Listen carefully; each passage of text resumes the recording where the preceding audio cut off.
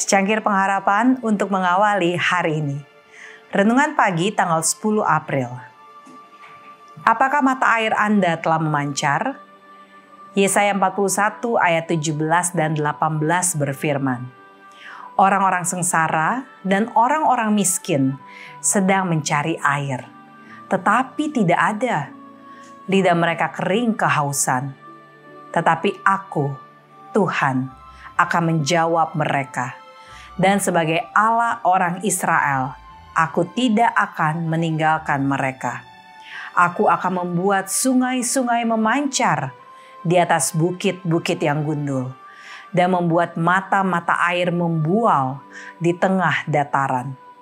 Aku akan membuat padang gurun menjadi telaga, dan memancarkan air dari tanah kering. Ketika mendengar kata spring, apa yang terlintas di benak Anda? Bunga bersemi, bakung, sakura, rumput hijau dan sinar matahari. Kelahiran kembali, manakala ritme alam menjadi hidup kembali.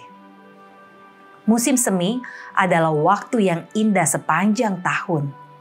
Namun ada jenis spring yang lain.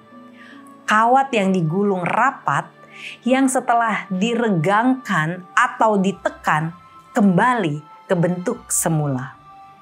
Kasur tempat tidur juga seperti itu. Begitu pula trampolin dan mobil. Kadang-kadang kita memikirkan tentang efek memantul tersebut ketika kita berkomentar, "Look at the spring in his step." Lihatlah antusiasnya. Atau, "She'll spring back in a few days." Dia akan kembali lagi dalam beberapa hari.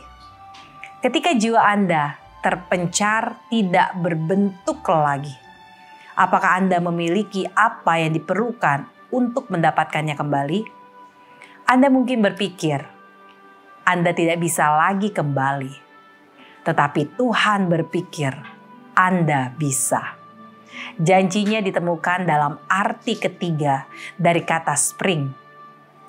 Sejak pindah ke Tennessee, saya sangat terpesona dengan mata air sedingin es yang menyembur keluar dari antara lapisan bebatuan.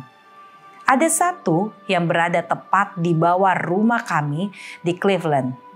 Selama berpuluh-puluh tahun, mungkin berabad-abad, mata air ini mengalir. Dengan aliran yang kuat dan membentuk sungai kecil yang berkelok-kelok melewati padang rumput. Sebelum adanya pendingin yang nyaman dalam ruangan, orang-orang menggunakan air dingin tersebut untuk menyimpan susu dan bahan mudah rusak lainnya. Kami menggunakan mata air ini untuk mendinginkan semangka pada acara pernikahan putri saya ketika kami kehabisan ruang dalam kulkas. Dan saya kemudian berpikir, suatu berkat yang luar biasa dapat memiliki sumber mata air. Jika Anda belum pernah melihat sumber mata air yang memancar, minum langsung dari air yang bening itu. Atau mencelupkan jari-jari kaki Anda ke dalamnya pada hari yang panas terik. Dan langsung terasa disegarkan kembali.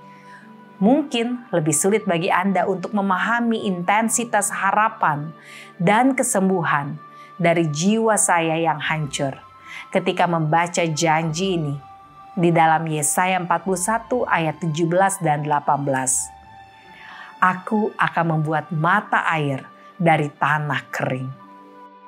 Tuhan sedang berusaha mengembalikan sumber mata air ke dalam hidup kita. Bukan hanya sekedar mata air yang menetes, bukan tetesan-tetesan di sana-sini. Tidak.